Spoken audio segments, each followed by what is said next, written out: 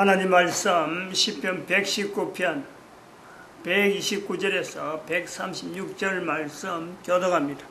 129절 말씀 제가 먼저 받들어 봉독드립니다. 주의 증거가 기이함으로 내 영혼이 이를 지키나이다. 주의 말씀을 열므로 오둔한 자에게 빛이 깨닫게 하나이다.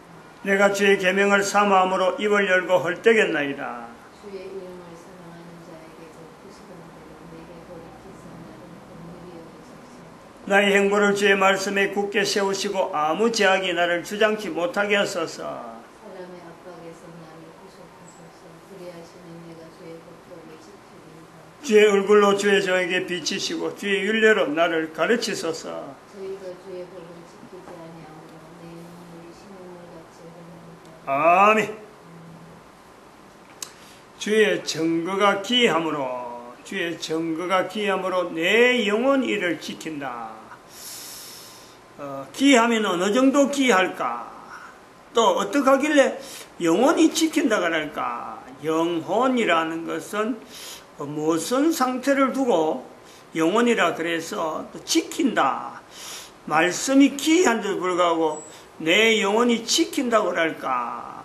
문맥상으로 또 자구를 가지고 해석하면요 정말 어려운 내용입니다. 어려운 내용.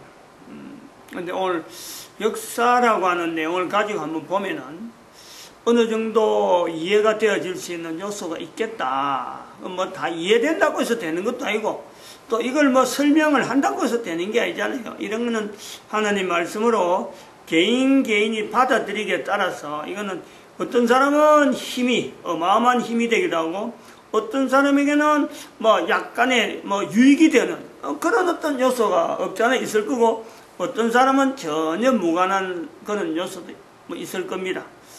한번 그 개인적인 뭐 판단을 개인적인 또 이거 적용을 해야 될 그런 내용이라 보는데 주의 증거가 기이하다. 역사 이전 시대에서 역사 시대로 넘어가는 그런 과정에 지금 우리가 8가지의 그림 중에서 6번째부터 이제 그런 내용을 이야기했는데 7번째의 그림을 우리가 이야기했습니다. 우리가 그림을 두고 있는데 8가지를 그림을 이야기한다고 그랬습니다. 역사 이전 시대에서 역사 시대 넘어가는 오바랩 되는데 역사 시대는 언제부터 역사 시대가 됐을까? 이제 그런 것부터 시작해서 아버지란 이름의 의미, 아담이 그 아버지라는 이름에 대한 어떤 그 요소, 아버지를 통해서 아담이 어떤 의미를 가지고 있느냐, 그리고 창세기 6장에 있는 6장 2절에 있는 하나님의 아들과 사람의 딸, 그리고 네피림, 노아 홍수, 이런 내용을 우리가 계속해서 연결해서 여기까지 왔습니다. 그리고 미가서 7장 6절에 사람의 원수가 집안 식구다 하는 마태복음 10장 34절부터인가 35절 36절로 나오는 말씀 중에 예수님의 말씀에 아들이 아비를 뭐 이렇게 대적하고 딸이 어미를 그렇게 또 대적하는 이런 그 내용이 예수님이 또 말씀하신 마태복음에 그대로 그걸 받으면서 사람의 원수가 집안 식구다. 이런 말씀의 연결을 창세기 6장 2절에 이제는 연결하는 그런 하나의 연결점을 보고 오늘은 이 그림 7번째 어떻게 보면 마지막 주제로 꼭 알려야 되는 내용, 꼭 알아야 될 내용이고 분명히 역사적인 사건인데도 불구하고 이거를 역사 속에서 아무도 이걸 주목하지 않는 게 있단 말이죠. 그래서 그런 걸 볼 때 오늘 본문에 있는 내용에 주의 증거가 기이하다 하는 이런 표현을 나름대로 받아들이는 요소에 이게 대해서 강하게 적용해보는 한 사람의 입장이죠. 우리가 그림을 좀 그려서 우리가 해오던 그림인데 크로니클스입니다. 크로니클스. 근데 크로니클스는 제가 지금 이야기하는 교회에 있는 목사가 이 말을 지어낸 게 아니에요. 히스토리는 역사인지를 다 알고 있는데 크로니컬스가 무슨 역사냐, 역사에 대해서 무슨 이런 단어가 있느냐. 제가 이야기를 말을 지어낸 게 아닙니다. 있는 단어예요. 어디에 있느냐? 영어 성경을 이래 보면 영어 성경을 보면은 예를 들어서 그 열왕기 가면은 킹스라고 킹스, 영어로 킹스라고 하는 것이 열왕기 이래 열왕기 1 그러면 퍼스트 킹스, 세컨드 킹스 이것이 열왕기 1 전서, 열왕기 후서 이렇게 되는 거죠. 그 다음에 앞에 놓으면은 사무엘 가면 세무엘 퍼스트 세무엘, 그 다음에 세컨드 세무엘 이렇게 되는 거죠. 그 앞에 사사기 가면 저지스, 요수아, 사람 이름이 요수아 이래 나오는 거. 그건 요수아부터 시작해서 열왕기 2장까지, 열왕기 후서까지는 이게 전부 다 히스토리. 그러면은 역대기는 성경의 영어로 뭐라 부르느냐, 역대기. 그 역대기서를 크로니컬스라 부른단 말이에요. 크로니컬스. 역대기 상하, 퍼스트 크로니컬스 가면 이게 역대기 상이고, 역대기 하는 세컨드 크로니컬스. 영어예요. 내가 지어낸 내용이 아니에요.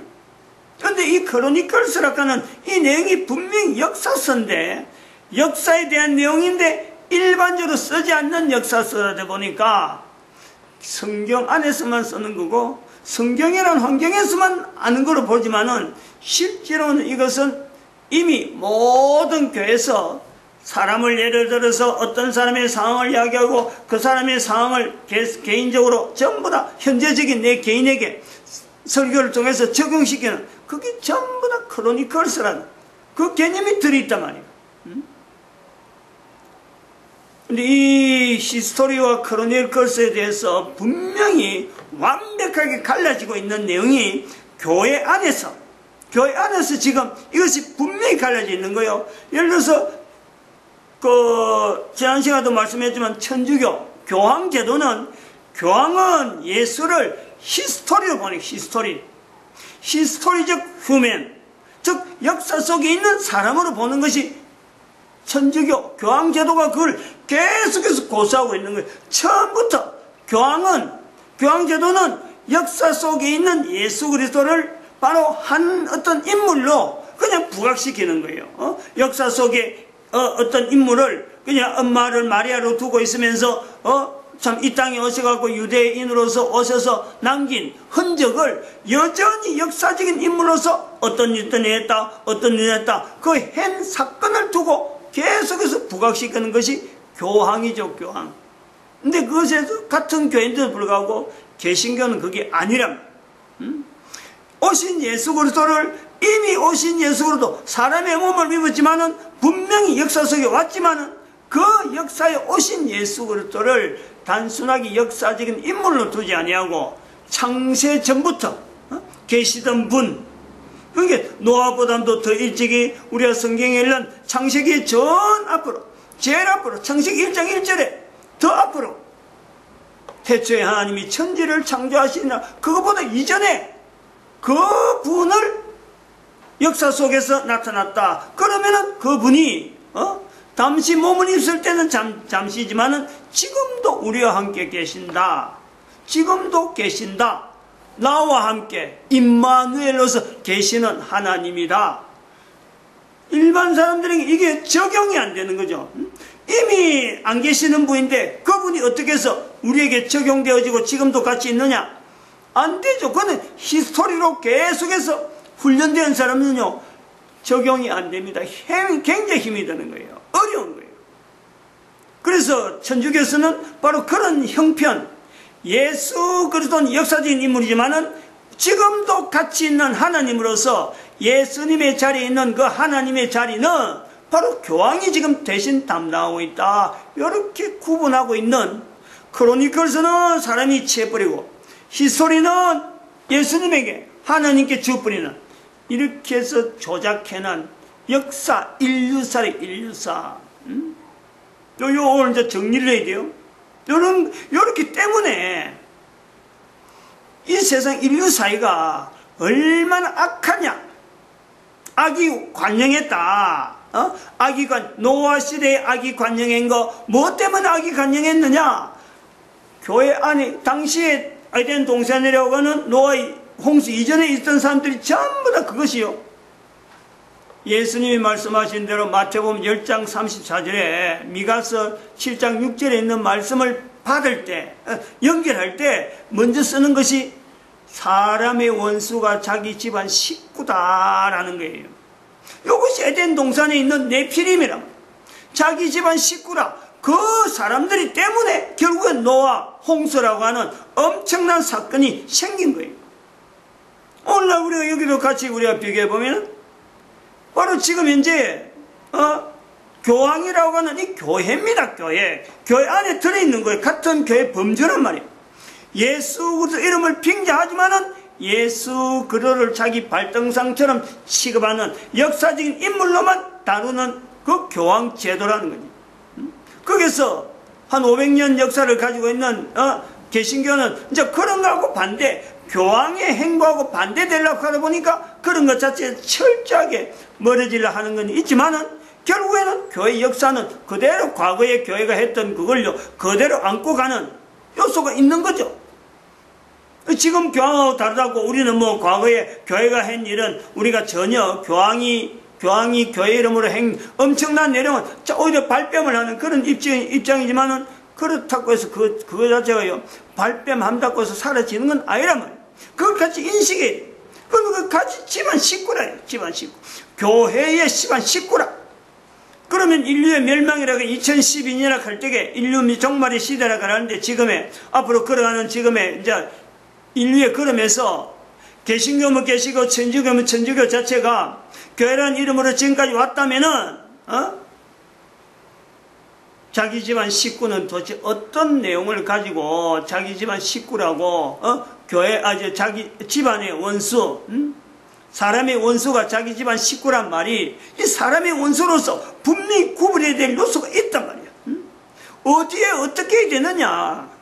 이 노아 홍수 시대로 우리가 뒤다 보면은 당시에 노아가 홍수가 날 때는 사실 그런 거 저런 거 어디 뭐 성경이 있었어요? 안 그러면 이스라엘이라는 나라가 있었어요? 아무것도 없으니까 그냥 뭐 홍수 나면 나는 대로. 그리고 홍수 나기 전에 있던 상황, 네피림이 있었다. 하나님의 아들, 사람의 딸 이렇게 객관적인 내용만 기록한 자료밖에 없는데 그것이 2012년 인류사 쭉 흘러서 예수님 오시고 난 뒤 2012년이 지나면서 교황이라는 이 위치에서 네피림의 위치를 바라보게 되고 그리고 네피림을 바라본 것으로 끝난 게 아니고 앞으로 네피림이 있다. 노홍수 시대, 노아 시대에 네피림이 있듯이 앞으로 분명히 인류는 네오피림이라고는 분명히 인간설 속에서 사람이 고통받고 압박당하는 시대가 분명히 온다. 이걸 선포하는 거 아니에요. 그래서 지난 시간에는 이제 이런 걸 가지고 어떻게 준비할 거냐 한 3가지 정도 이렇게 이야기를 했는데 한번 우리가 되돌이켜 생각해 볼 수가 있어요. 첫 번째는 이게 네피림의 분명히 위치를 알자. 네피림이 어떤 정체냐. 교황부터 시작해서 유엔도 네피림 될 수 있고 앞으로 네오피림 시대가 분명하니까 이 네피림에 대한 1단계, 2단계, 3단계 지금 현재부터 시작해서 우리가 볼 때 교황 1단계 그 다음에 국제연합 유엔이 2단계 3단계로 네오피림 시대 그런 시대를 본다.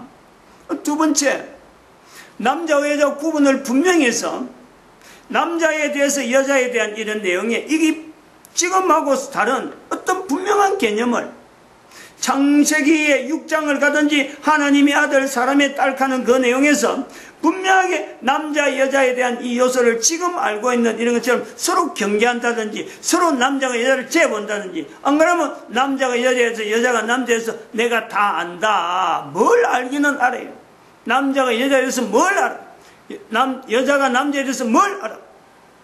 전혀 알지도 못하는 상태를 통해서 결국엔 한 가정을 이루어야 되는 그리고 인류가 분명히 존재해야 되는 이 가정을 이루는 것에 있어서 철저하게 하나님에게 맡기는 그래서 이것을 사춘기 때부터 훈련시키는 이런 어떤 구조가 사춘기라고 하는 이 내용에 아주 엄격하게 잣대를 갖다 대면서 인류가 존재하느냐 안 하느냐 자체 이것에요 개인에게 오는 이 사춘기에 대해서 이게 어마어마한 중요한 위치가 있다 부각시키는 그건 준비라는 거예요. 준비.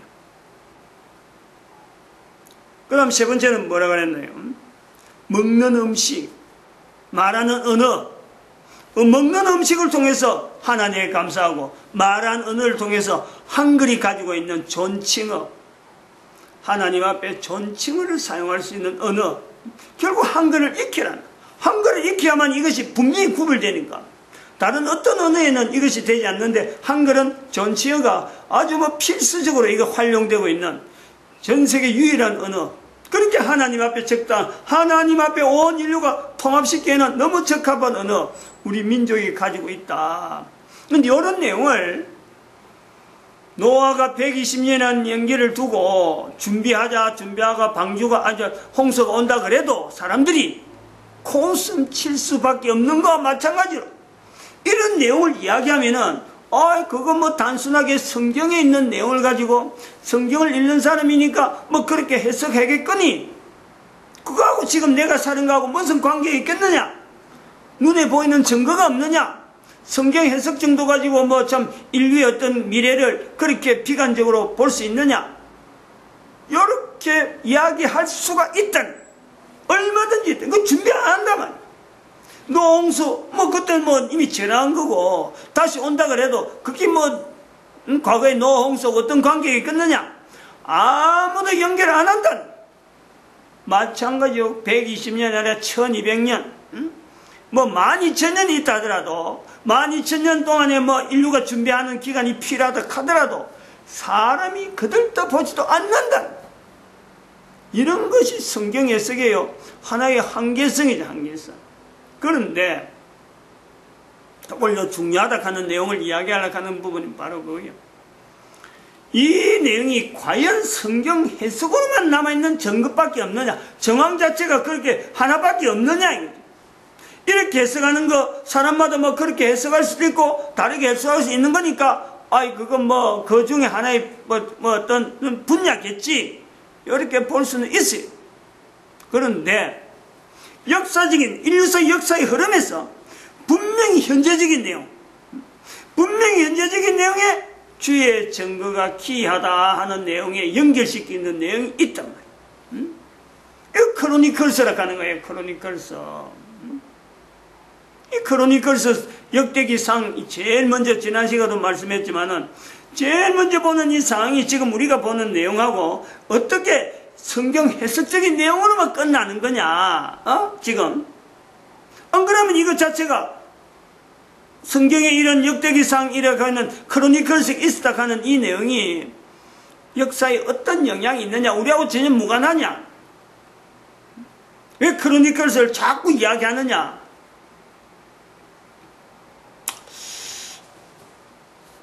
또 크로니컬스잖아요, 크로니컬스. 우리가 한번 생각을 해봐야 돼요.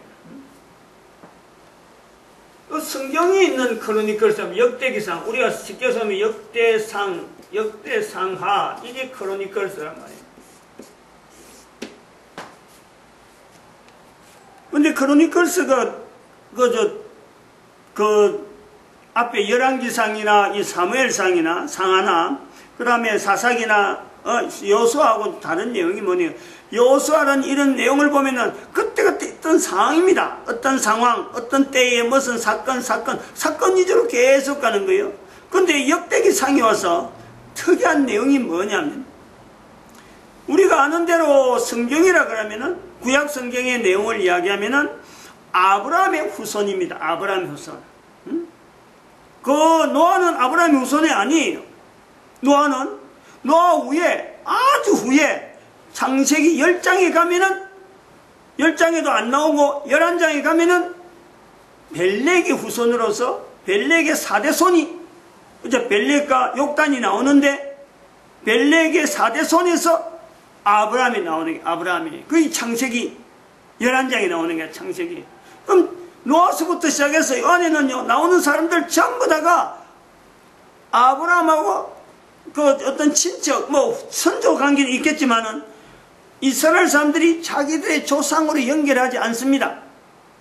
근데 유일하게 창세기 11장이 있는 그 욕단과 벨렉이 갈려지는 거기에서 아브라함의 선조로서 할아버지를 연결하는데, 이 내용이 이스라엘의 역사서 안 그러면 크로니클서 다 합한 역사서 전체 이스라엘 역사를 이야기할 적에 유일하게 역대상 1장에 지난 시간에 읽었더만은 아담, 셋, 에노스로부터 해서 무두셀라하고 쭉 이래 나오는 창세기 정말하면 9장, 창세기 6장, 5장에 있는 사람들이 나이가 많이 들어가지고 막 수백 년, 거의 천년에 가깝게 나이 들은 사람 이름이 역대상 1장에 그대로 표현되어 있는 거예요. 그래가지고 한 17절인가 나가면 1장 17절에 그 가면 비로소 아브라함이야. 근데 거기에는 벨렉과 욕단이란 말이 잠깐 나왔다가 그 다음에 다시 벨렉의 후손으로서 아브라함이 쭉쭉쭉 이름이 나오는 거예요. 그럼 요 개념이 뭐냐? 요 개념. 지금 이 내용이 왜 이 크로니클스냐 이거예요. 아브라함 이전에 있었던 창세기에 나온 내용을 아브라함의 후손들이 아브라함을 통해서 나름대로 형성되어지던 여러 학자들이나 또 여러 어떤 분야마다 참 아브라함의 후손으로서 살던 사람들이 왜 아브라함부터 시작하지 않냐고. 역대상에서 다른 데서는 다 뭐 참 자기들 조상하고 관계된 현재 있는 사람하고 관계됐는데 역대상에서는 아담부터 시작해서 아브라함의 조상되어지는 벨렉과 욕단 이야기를 언급하고 그 다음 벨렉부터 쭉 내려오는 그 후손들의 이름을 선조들의 이름을 연결하면서 아브라함을 집어였느냐. 어쩌보면 그걸요 개보니까 조상을 둘 수 있는 하나의 조상으로서 어떤 조상의 흔적들을 적어놓는 관례라고 표현할 수 있는 족보적인 성격이다라고 치부할 수가 있습니다. 족보라 볼 수도 있는 거죠. 그렇게 넘어오는 거죠. 지금까지 예수님의 족보가 마태복음에 있듯이 이스라엘 사람들은 족보를 중요시하니까 역대상에 아브라함부터 족보가 기록됐다, 그렇게 볼 수도 있어요.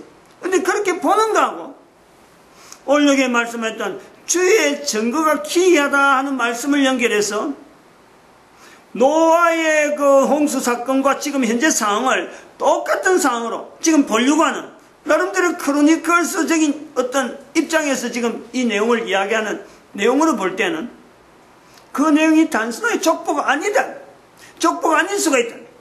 바로 그것은 역대기상에 와서 그들이 당했던 열왕기상에서 나타난 열왕기상 하나 이 내용 가지고도 얼마든지 자기들이 역사서를 기록하려면요 그 정도로 하면 끝내면 되는 거예요.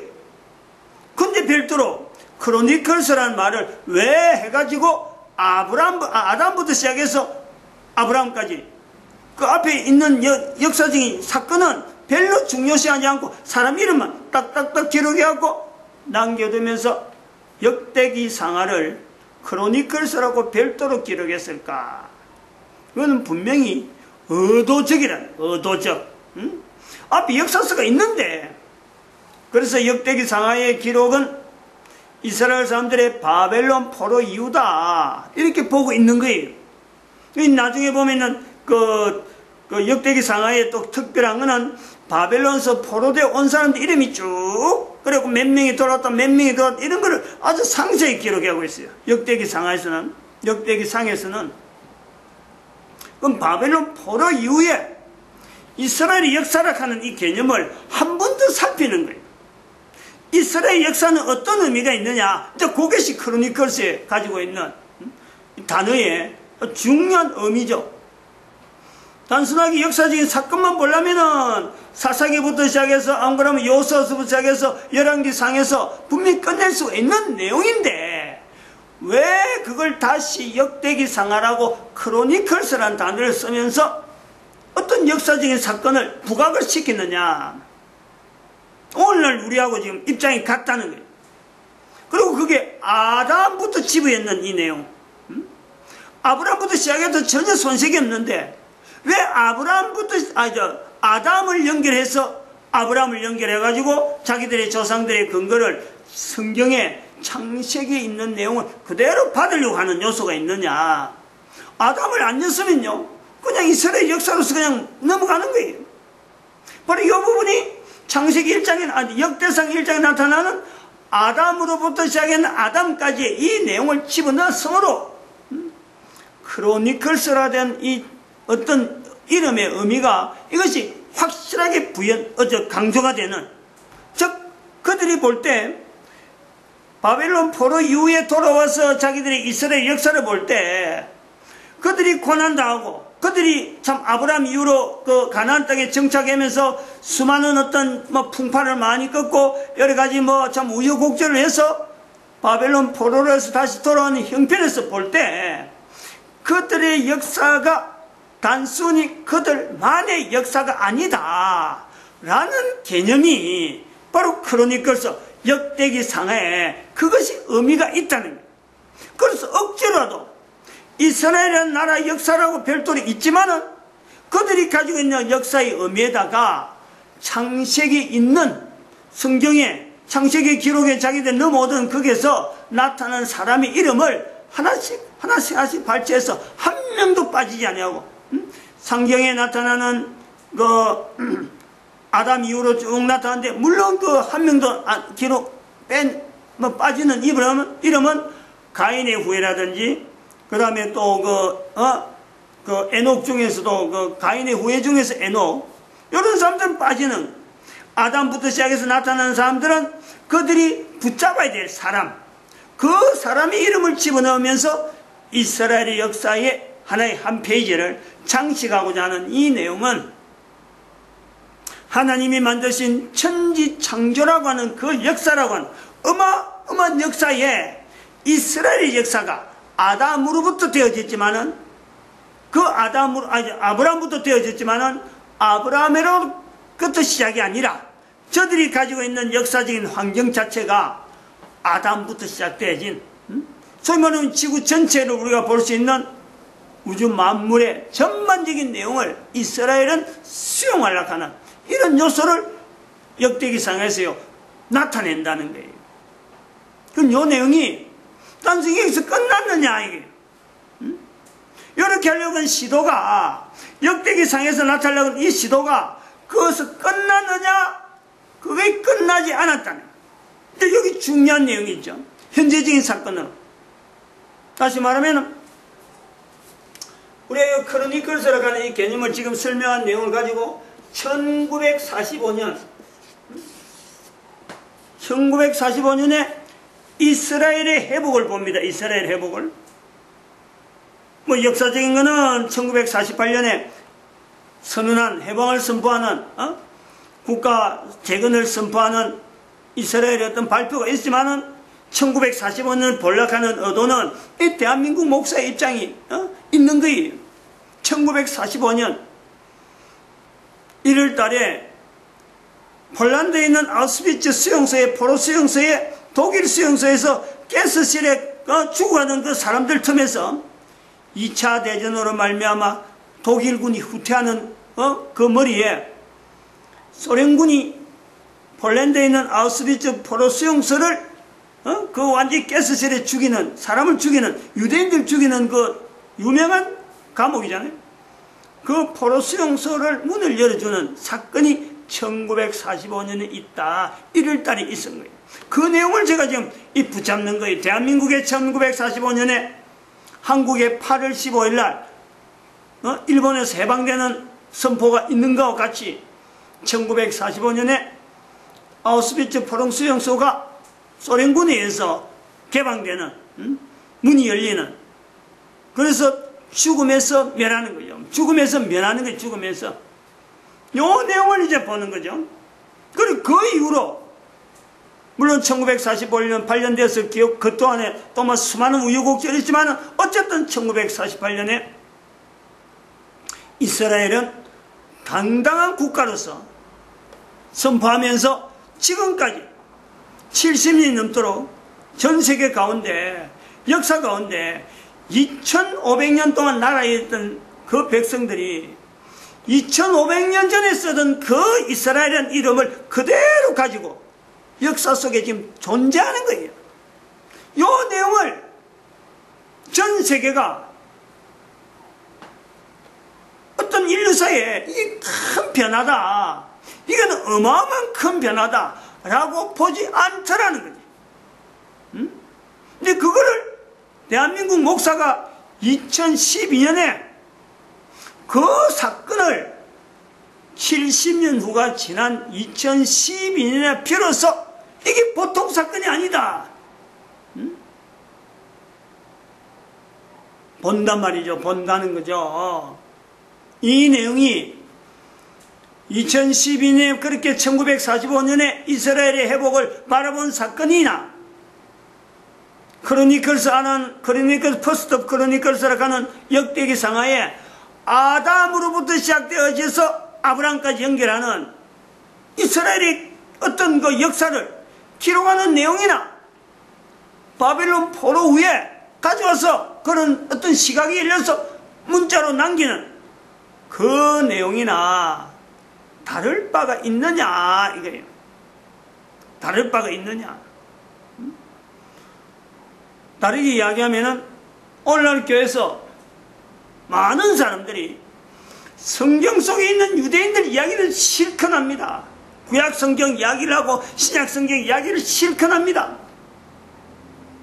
근데 그 이스라엘이 현재적으로 성경에, 현재적으로 이스라엘이 그대로, 성경에 있던 이스라엘이 그대로 있는 이 내용을 성경에 기록된 것만 중요하고 성경에 기록 안 된 내용이라 그래가지고 아무도 이걸 중요시 않고 간과하는 이런 것이 얼마나 모순적일 수가 있겠느냐.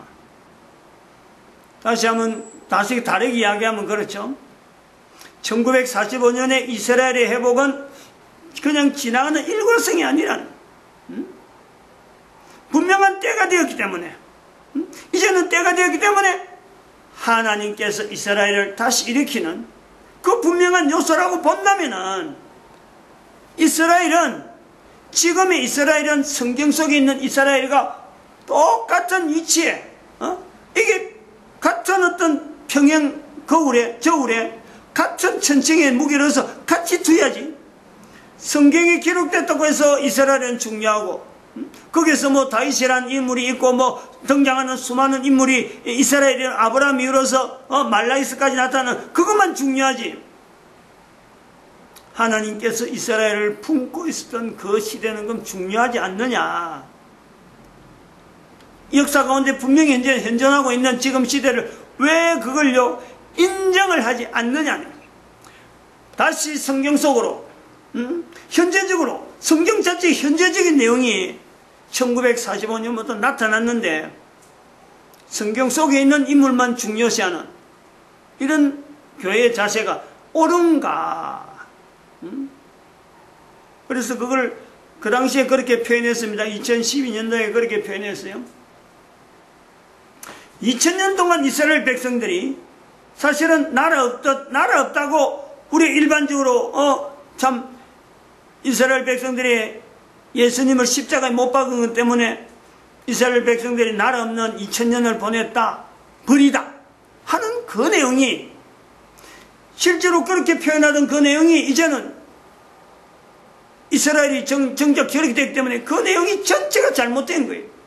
잘못된 표현이라는 거예요. 그 잘못된 표현을 인정하지 않는 거란 말이에요. 그럼 2500년 동안에 이스라엘이 나라 없이 역사 속에서 완전히 묻혀있을 적에 그 상황은 하나님 편에서는 어떤 내용으로 설명하고자 할까? 제가 2012년에 그렇게 표현했습니다. 하나님께서 이스라엘을 품고 있었던 기간이다 이랬어요. 오히려 이스라엘 백성들조차 그렇게 생각하지 않았을 거예요. 이걸 대한민국이 이걸 해석해 주지 않으면 이스라엘 백성들도 아직도 그 멍어리가 있는 거예요. 엉어리가. 2500년 동안 분명히 모든 나라는 각 나라는 성경이 있어갖고 자기들이 역사를 가지고 하나님 말씀이다 하나님 말씀이라 하는데 정작 자기들은 고통당하는 모습 속에서 2500년 보냈는데 아무도 그들도 보지 않고 그 내용을 인정하지 아니하고 나라를 인정하지 않고 주변에서 싸우고 있으니까 이스라엘이 싸우니까 중동 지역이 뭐 화약고라서라고 제3자가 보는 듯이 성경에 있는 여러 내용하고 분명히 연관성이 있는 내용인데 현재적인 성경 내용은 중요시하고 현재적인 내용은 그냥 무시해버리는 이런 상황을 보면서 이스라엘 사람들이 사실은 정체성 자체가요 당황스러운 거예요. 뭐냐는 거예요. 성경의 기록은 있을 때는 있고 사람들은 막 인정을 하고 가나안이라 그래가지고 막 성지순례라 하고 뭐 갔다 갔다 하는데 실제로 나라 밖에서 지금 현재적으로 막 전쟁이 나는데 성경하고 전혀 관계없는 행동들을 주변 나라 사람들이 성경에 분명히 있는 내용인데도 불구하고 전혀 성경과 연결되지 않는 행동을 할 때 인용하는 설교는 인용을 하면서 행동은 전혀 다르게 하고 있는 이런 내용을 가지고 이스라엘이 얼마나 정체성이 당황스러울까. 그러면 하나님은 어떻게 저들을 보는 시각이 있느냐. 과연 버리냐. 이제 이스라엘 백성들이 이게 굉장한 질문이고 굉장한 의문이에요. 근데 그럴 때 제가 2012년에 한 표현은 그랬습니다. 품에 안고 하나님께서 2000년 동안에 이스라엘을 품에 안고 지내셨다. 그걸 이제 예수님의 말씀하신 말씀으로 비춰보면 거지 나사로죠. 거지 나사로. 아브라함의 품에 있는 거지 나사로죠. 아무도 그들도 보지 않는 거지 나사로. 그런데 아브라함의 품에서 있는 내용으로 예수님이 설명하고 있는 그 내용이 2500년 동안에 이스라엘이 나라 없는 가운데 이리저리 고통당하고 있을 적에 거지 몸에 헌대가 있어도 개는 할더라도 사람들은 아무도 관심 가지 않는 것과 똑같은 그 거지가 아브라함의 품에 있다는 아브라함의 품에.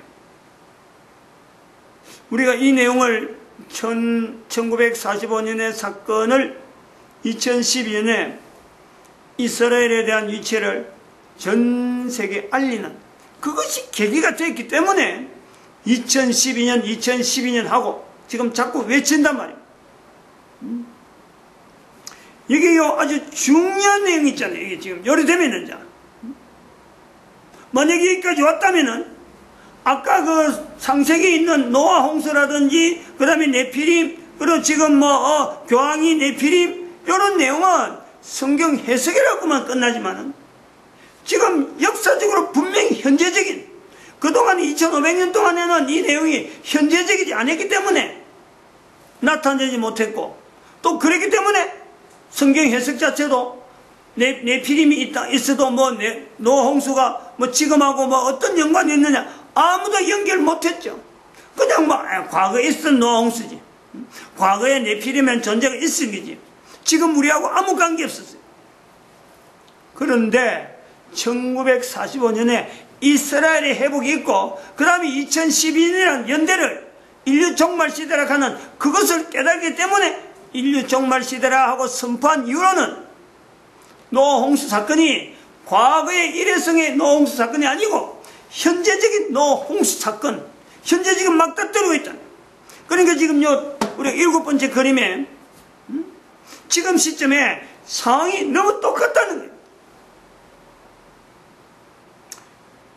이스라엘의 회복은 단순한 한 국가의 흥망, 성세, 어떻게 뭐 잘하고 망하고 이런 내용을 이야기한 내용, 구약 성경에 그게 아니잖아요. 그로 인해서 예수 그리스도가 분명히 연결되어지는 하나의 방편이죠. 이스라엘이 그렇게 역사를 역대기상하라 하는 역대기상하에서 크로니컬스 자기들의 역사를 이스라엘의 역사 아브라함에서 시작돼서 끝날 수밖에 없는 그 역사지만은 창세기에 있는 아담을 집어넣음으로써 결국에는 구약 성경이 이스라엘 자체의 어떤 정체성에 구약 성경이 이스라엘을 통해서 계속해서 전수되어지고 전달되어지는 이 요소가 있잖아요. 근데 여기서 끝나지 않잖아요. 그렇기 때문에 크로니클스가 있었기 때문에 역대기상이라 하는 거기서 아담부터 시작해서 이스라엘 자세의 그 위치를 끌어당기기 때문에 구약이 있은 것으로 인해서 신약이 형성되어지는 거예요. 신약이. 왜냐하면 사도 바울이나 사도 요한, 예수님의 12 제자들이 예수님을 통해서 하나님의 아들인 건데, 하나님의 아들인데 헬라사이라고 하는 이 헬라사이가 이 우상 덩어리, 전부 다 귀신 이야기, 전부 다 신들 이야기, 모든 만물에 전부 다 신의 이름을 지어갖고 가장 높은 신의 이름까지 제우스라 하거든요. 그 흐름을 전체 신구조로 다 만들어놨는데 그 속에 예수 그리스도를 나타내려고 하니까 어떻게 표현하겠어요? 어떻게? 얼마나 힘들게 사도들이 예수님을 하나님이시다 하는 것을 표현할 때 창세기에 나타나는, 특별히 창세기 2장에 나타나는 창세기 2장 1절에 천지와 만물이 다 있느니라 라고 하는 그 만물이라는 단어를 가지고 사도 요한은 만물이 예수님으로 말미암아 지음받았다. 요한은 그렇게 표현하는 거예요. 그게 아까 말이지만은 크로니클스에 아담부터 시작해서 아브라함까지 연결 안 했으면은 이스라엘 백성들이 그 연결을 어떻게 하겠어요?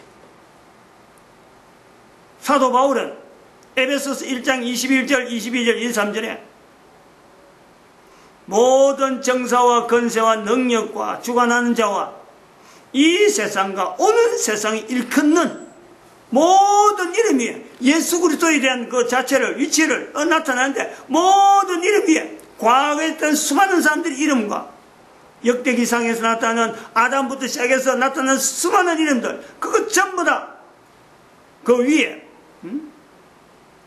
또 만물을 그 발 아래, 그 만물이 들어요. 만물이 헬라사이에요. 헬라사이 만물의 신의 이름이 있는데 그 만물을 전부 다 예수님의 발 앞에 두게 하시고 발 아래 두게 하시고 발 아래 있게 하시고 그를 만물 위에 교회의 머리로 주셨느니라. 교회는 그의 몸이니 교회라는 이름을 새롭게 부각시키는 거 아니에요.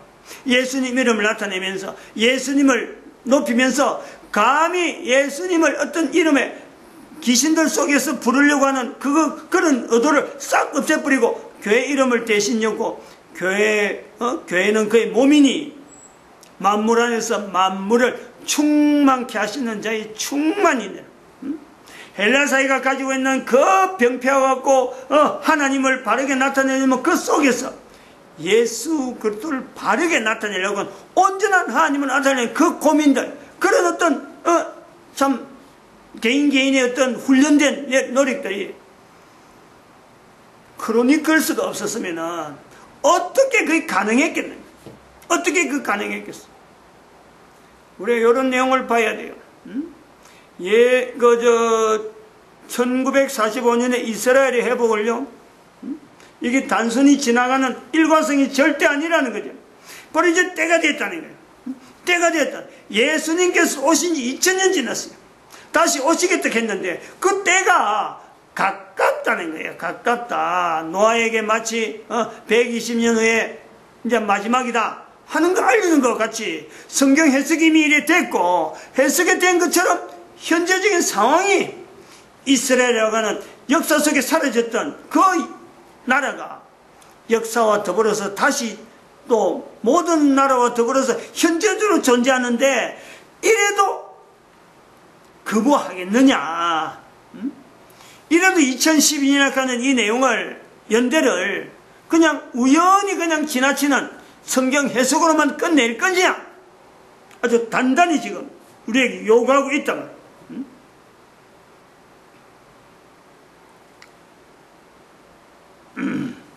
그래서 이스라엘이라는 자리를 나사로와 가는 그 위치에 우리 열중에 하나 더 생각해야 될 것은 이스라엘이라고 하는 그 자체를 과거에는 한 나라의 국가로 봤지만 이제는 전 인류의 선지자적인 선지자적인 형태로 지금 나타내는 거예요. 예수님이 다시 오신다. 이스라엘 국민들도 이제부터는 우리가 자기들도 돌려야 돼요.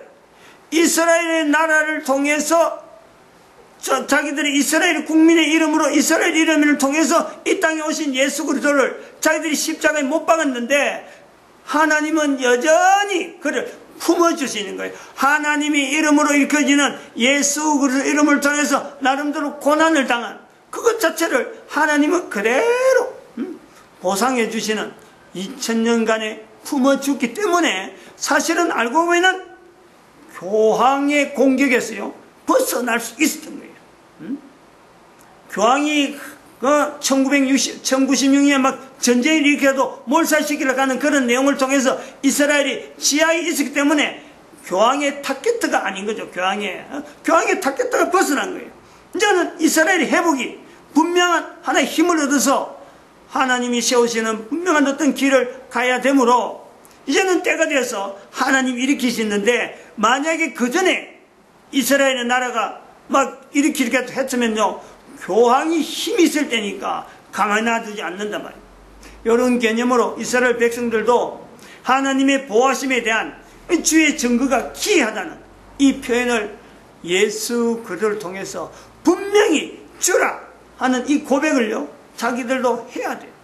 이스라엘 백성들도 주라 해야 되고 다른 나라 사람들은 이스라엘 회복을 통해서 예수님 오실 때가 가까웠으니까 모든 사람이 빌립보서 2장 9절에 11절에 있는 말씀대로 가장 높은 이름 위에 예수 이름을 두고 모든 사람의 무릎이 예수 그리스도 앞에 무릎을 꿇고 모든 사람이 예수를 입을 열어서 주님이라 할 때 한 음성으로 주님, 대한민국의 어느 한글이 가지고 있는 존칭을 통해서 주님,